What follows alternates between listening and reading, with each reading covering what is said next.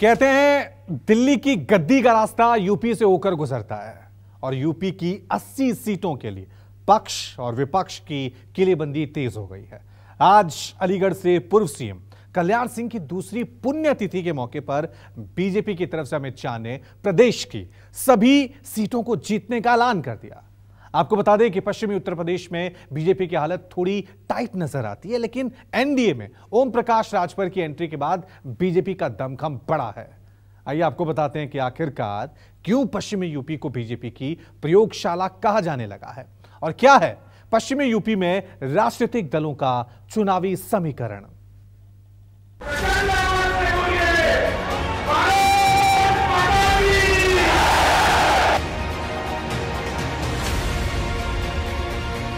Uttar Pradesh Bharatiya Janata party का अभेद गढ़ है।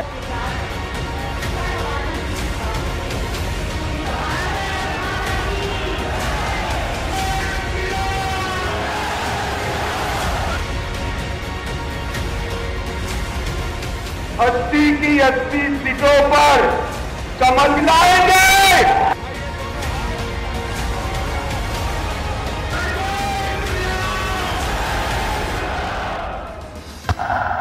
पश्चिम यूपी की सियासत गरमाई, बीजेपी हिंदू गौरव राजनीति पर आई।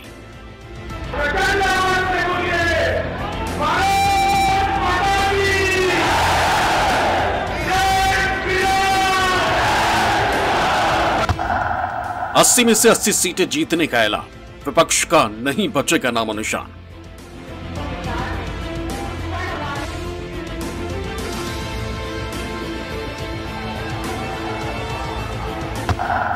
यूपी से गुजरता है दिल्ली का रास्ता, 2024 के लिए जातियों पर आस्था।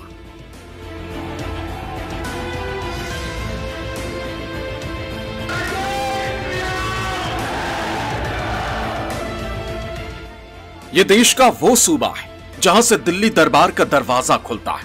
नाम है उत्तर प्रदेश। वो प्रदेश जहां लोकसभा की सबसे ज्यादा सीटें, ये वो किला है जिसने इसे फतेह कर लिया, उसका केंद्र की सत्ता पर राज तय माना जाता है।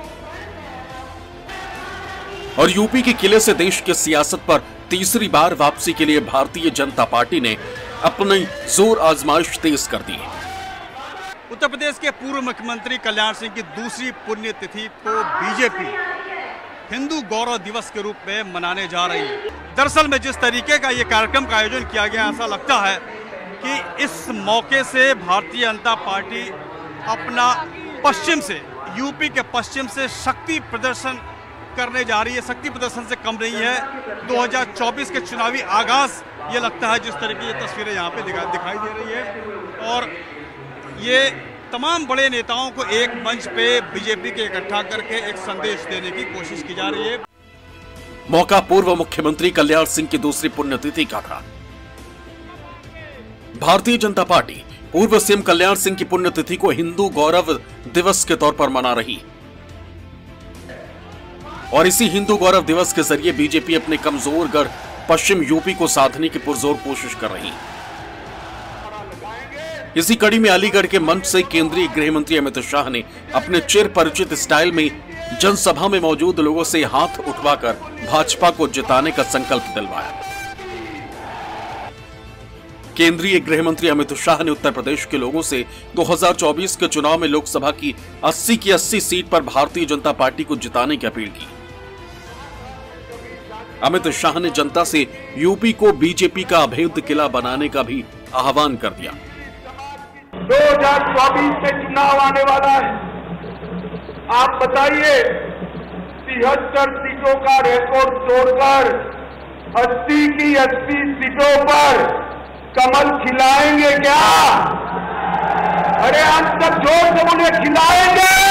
80 की 80 सीटों पर एक बार कमल खिलाइए, मोदी जी को फिर से प्रधानमंत्री बनाइए और पूरे भारत में संदेश भेजिए कि उत्तर प्रदेश भारतीय जनता पार्टी का अभेद गढ़ है, इसको कोई पराजित नहीं कर सकता। मुद्दा यूपी के चुनावी सियासी गणित का हो और राम मंदिर का जिक्र न हो, ऐसा संभव नहीं। अलीगढ़ की जमीन से भी भारतीय जनता पार्टी के चाणक्य ने राम मंदिर का जिक्र करते हुए कांग्रेस पर हमला किया। शाह ने कहा कि कांग्रेस ने मंदिर के मुद्दे को लटकाए रखा। प्रधानमंत्री नरेंद्र मोदी ने कोर्ट का फैसला आने के बाद बिना खून का एक कतरा बहे राम मंदिर के निर्माण का काम शुरू करवा दिया। कांग्रेस पार्टी आजादी के बाद से राम जन्म के मसले को अटका रही थी, भटका रही थी, लटका रही थी।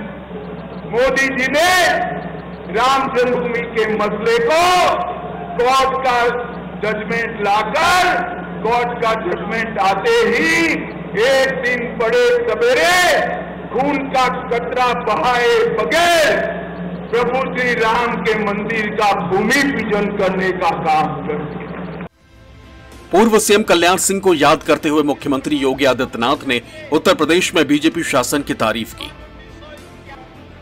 सीएम योगी ने कहा कि कल्याण सिंह के शासनकाल में प्रदेश को यह पता चला कि सुरक्षा और शासन कैसे बनना चाहिए। सीएम योगी ने राम मंदिर का जिक्र करते हुए कहा कि आज कल्याण सिंह का सपना साकार हो रहा है। अयोध्या में भगवान श्री राम का मंदिर तैयार हो रहा है। इससे स्वर्गीय मुख्यमंत्री कल्याण सिंह की आत्मा को शांति मिल रही होगी। उत्तर प्रदेश में सुरक्षा, सुशासन का माहौल किस प्रकार से बनना चाहिए,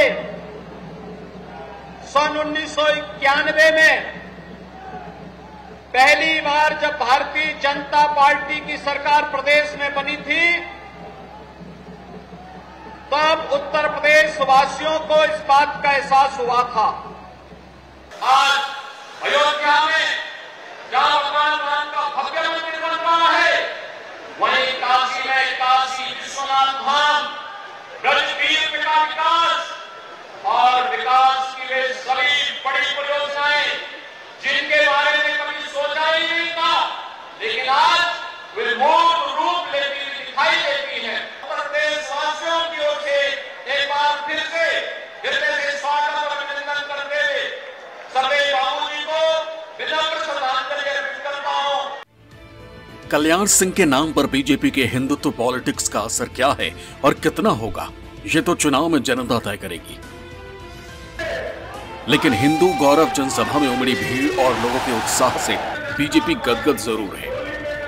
हमारे कल्याण सिंह बाबूजी ही एक ऐसे व्यक्ति हैं जिन्होंने एक टक्कर लेकर के राम जन्मभूमि जो नायक कहे जाते हैं, जिनके आज हम जो हमारा राम मंदिर का निर्माण हो रहा है, उनकी वजह से। बीजेपी गवर्नमेंट में आम आदमी के मुद्दे तो हो ही रहे हैं, लेकिन उसके साथ सबसे इम्पोर्टेंट बात है जो हमारे लिए जो गौरव दिवस मनाया जा रहा है, महिलाओं को जो सेफ्टी गवर्नमेंट में मिली है बीजेपी में, उसकी हम बहुत सराहना करते हैं।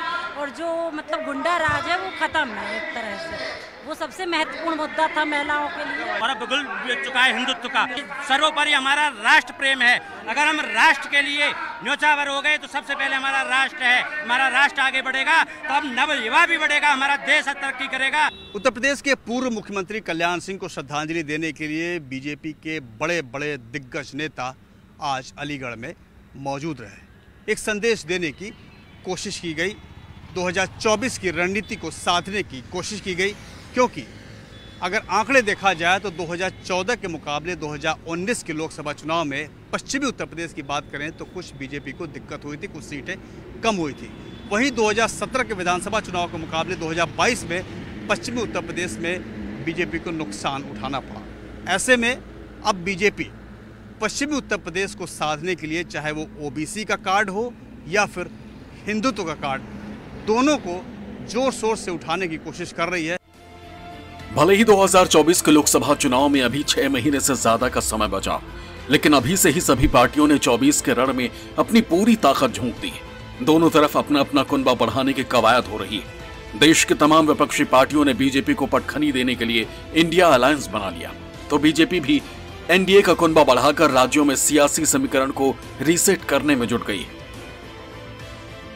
पूर्वांचल की राजनीति में प्रभाव रखने वाले ओपी राजभर का अमित शाह से मिलना और फिर एनडीए में शामिल होना उसी कवायद का एक हिस्सा था। पूर्वांचल की जमीन से भले ही अमित शाह ने अब यूपी की सभी 80 सीटें जीतने की बात कही हो, लेकिन हमेशा पाला बदलने वाले ओपी राजभर ने एनडीए का दामन थामते ही यूपी की सभी 80 सीटों के जीतने का दावा ठोक दिया था। हर चौराहे पर आप ही की चर्चा, दिल्ली से रणनीति तय करके आए हैं। पहले हो रहा था कि राजभर इधर या उधर, अभी पता चल गया राजभर जी एनडीए में। देखिए, इसके लिए तो सबसे पहले आप लोगों को धन्यवाद कि आप लोगों ने राजभर को इतना चलाया कि वो दिल्ली पहुंच गया और माननीय गृह मंत्री जी, माननीय प्रधानमंत्री जी से वार्ता करके एनडीए में शामिल हो गया। शामिल होने के लिए हम देश के प्रधानमंत्री जी, देश के गृह मंत्री, भारतीय जनता पार्टी के राष्ट्रीय अध्यक्ष और उत्तर प्रदेश के मुख्यमंत्री जी को धन्यवाद देता हूं। और उन्होंने जो लड़ाई गरीब, कमजोर, वंचित की लड़ाई लड़ रहे थे, उस लड़ाई को आगे बढ़ाने के लिए हमको शामिल किया है। दरअसल 24 को साधने के लिए बीजेपी और महागठबंधन पूरी जोर आजमाइश में है। यूपी की सभी 80 सीटों के लिए बीजेपी और अखिलेश दोनों ने मास्टर प्लान बनाया है। अखिलेश यादव ने 80 हराओ बीजेपी भगाओ का नारा तक दे दिया, लेकिन बीजेपी अब अखिलेश के ही वोट बैंक में सेंधमारी कर दी। अखिलेश ने जिस ओबीसी को साधने के लिए पीडीए का नारा दिया था, उसे बड़ा झटका माना जा रहा है, क्योंकि ओपी राजभर जिस पूर्वांचल से आते हैं, वहां से लोकसभा की 26 सीटें आती हैं और पूर्वांचल में राजभर समुदाय का बड़ा असर है। हालांकि जीत तय करें यह स्थिति नहीं है, लेकिन जिस तरफ जाते हैं जीत की संभावना बढ़ जाती है। यह बात किसी से छिपी नहीं है कि यूपी की सियासत में जाति फैक्टर बहुत मायने रखता है। ऐसे में पूर्वांचल की सीटों पर राजभर समाज का वोट बैंक बहुत मायने रखता है। ओपी राजभर समाज का सबसे बड़ा चेहरा है और अगर उनका साथ बीजेपी को मिलता है तो फिर यूपी में लोकसभा के रण में बीजेपी को काफी फायदा मिलेगा। ऐसे में सवाल ये उठता है कि देश की हर पार्टी सुबह सपा को अपने पाले में क्यों लाना चाहती है। तो चलिए आपको बताते हैं। यूपी में राजभर समाज की आबादी 12% है, जबकि पूर्वांचल क्षेत्र में राजभर जाति की आबादी 12 से 22% और इसी वजह से राजभर वोट बैंक पूर्वांचल के 2 दर्जन से अधिक लोकसभा सीटों पर 50,000 से करीब 2.5 लाख तक है। ऐसे में चाहे अखिलेश हो या फिर बीजेपी, दोनों की प्राथमिकता ओबीसी वोट बैंक को साधना है, ताकि दिल्ली तक का रास्ता आसान हो सके। उत्तर प्रदेश की राजनीति ओबीसी केंद्रित तो नहीं हो सकती है, परंतु ये माना जा सकता है कि चुनाव में किसी प्रकार का राजनीतिक समीकरण काम करता है और 2024 में चूंकि चुनाव है तो लोकतांत्रिक देश है, इसलिए सभी राजनीतिक दल अपने अपने तरह से कुछ न कुछ प्रोजेक्शंस देना शुरू करेंगे और वो ये चाहेंगे कि जनता उनके लपेटे में आ जाए। मैं समझता हूं कि राजनीति में जो प्रमुख तत्व है वो नेतृत्व है। अब देखते हैं कि 2024 में नेतृत्व या फिर सोशल इंजीनियरिंग किसका दबदबा दिखाई पड़ता है। ये चुनाव का जो परिणाम है वही बताएगा। सवाल यह भी उठता है कि आखिर पूर्वांचल की वो कौन कौन सी सीट हैं जहां राजभर समुदाय का प्रभाव सबसे ज्यादा है और बीजेपी ओपी राजभर के दम पर किन सीटों पर किस्मत पलटने का दावा कर रही है। तो चलिए आपको बताते हैं। घोसी, बलिया, चंदौली, सलेमपुर, गाजीपुर, देवरिया, आजमगढ़, लालगंज, अंबेडकर नगर, मछली शहर, जौनपुर, वाराणसी, मिर्जापुर और भदोही। पूर्वांचल से राजभर ने एनडीए का दामन थामा, तो वहीं दूसरी तरफ पश्चिमी यूपी से आने वाले जयंत चौधरी ने भी साफ कर दिया कि वो विपक्षी एकता के साथ हैं। जयंत चौधरी ने साफ कर दिया वो बेंगलुरु की बैठक में शामिल हो रहे हैं। जयंत चौधरी पश्चिमी यूपी से आते हैं। पश्चिम यूपी को लेकर एक कहावत है, जिसके जाट उसके ठाट। माना जाता है कि पश्चिमी उत्तर प्रदेश का किला फतेह करने के लिए जाट वोटर्स का साथ जरूरी है, क्योंकि ये समुदाय पश्चिमी यूपी में सबसे ज्यादा प्रभावशाली है। ये पलक झपकते ही चुनावी गुणागणित बदलने का मादा रखते हैं। चौधरी साहब पार्टी के लिए जो भी फैसला करेंगे उसका हम सम्मान करेंगे। वो काम उनका है, वे कहाँ जाना मुनासिब समझेंगे। जहाँ भी जिस पार्टी में जाएंगे उसके साथ हम रहेंगे जी जान से। हमारे पूर्वज भी रहता है और हम भी रहेंगे। ना कोई किसान की सुनाई है, कहीं चले जाओ। जयंत सुना यहाँ तो किसी ने सुनाई करी नहीं, कोई भी है। जयंत सुने? हाँ जयंत सुने। हमारी जो कुछ भी है, हम जो कुछ काम जाएंगे, जो उसके लायक है उसे करे।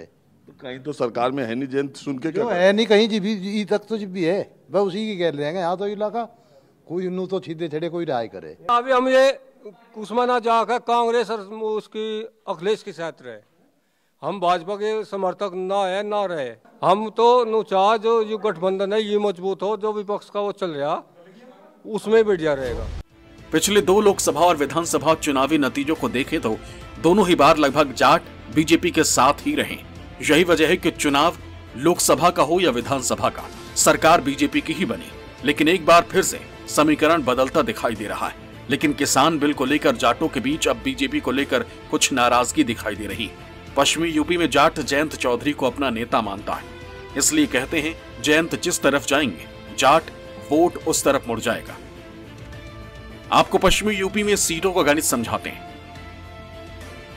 पश्चिमी यूपी में उत्तर प्रदेश के 14 जिले आते हैं, जिसमें लोकसभा की 19 सीटें। पिछले यानी 2019 के लोकसभा चुनावों की बात करें तो इन 19 सीटों में से बीजेपी के खाते में 12 सीटें आई थी, जबकि तब एसपी बीएसपी के गठबंधन को 7 सीटें मिली थी, जिसमें से बीजेपी ने 4 और समाजवादी पार्टी ने 3 सीटों पर जीत दर्ज की थी, जबकि कांग्रेस का खाता भी नहीं खुला था। आज की स्थिति में बीजेपी के पास पूर्वांचल के राजभर साथ हैं, तो दूसरी तरफ महागठबंधन की तरफ पश्चिमी यूपी से जयंत चौधरी दिखाई दे रहे हैं। 24 के लिए सबकी तैयारी है, किसका पलड़ा भारी है आने वाला वक्त ही बताएगा।